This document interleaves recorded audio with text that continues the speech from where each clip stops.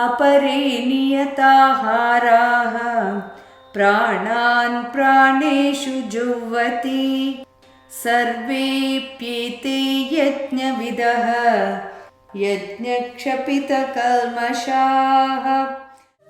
इस श्लोक में भगवान कृष्ण व्यक्तियों की एक अन्य श्रेणी का वर्णन करते हैं जो विनियमित आहार और जीवन शक्तियों की पेशकश के माध्यम से बलिदान में संलग्न होते हैं। भगवान कृष्ण कहते हैं कि कुछ व्यक्तियों को ऐसे लोगों के रूप में जाना जाता है जो अनुशासित और नियंत्रित आहार बनाए रखते हैं। वे अपने भोजन सेवन में संयम और नियंत्रण का अभ्यास करते हैं।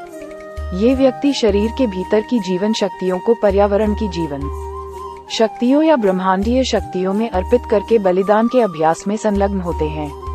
इसका तात्पर्य सार्वभौमिक जीवन शक्ति के साथ किसी की जीवन ऊर्जा के अंतर संबंध की मान्यता है। भगवान कृष्ण कहते हैं कि ये सभी व्यक्ति त्याग के ज्ञाता माने जाते हैं। वे आध्यात्मिक विकास के साधन के रूप में बलिदान और उसके विभिन्न रूपों के महत्व को समझते हैं। इन व्यक्तियों को बलिदान द्वारा अपने पापों को शुद्ध या दूर करने वाला बताया गया है। सही दृष्टिकोण के साथ यज्ञीय कार्यों में संलग्न होने से उन्हें कर्म संबंधी अशुद्धियों से शुद्ध किया जाता है।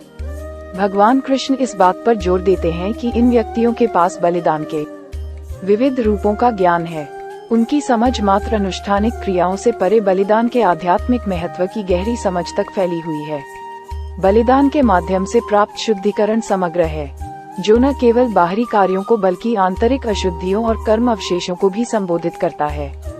एक अनुशासित आहार सचेत भोजन प्रथाओं के महत्व के बारे में जागरूकता का संकेत देता है।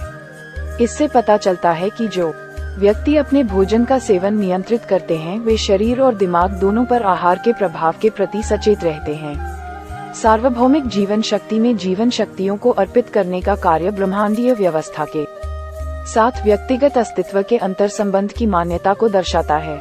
ये जीवन के सभी पहलुओं में परमात्मा की स्वीकृति को दर्शाता है।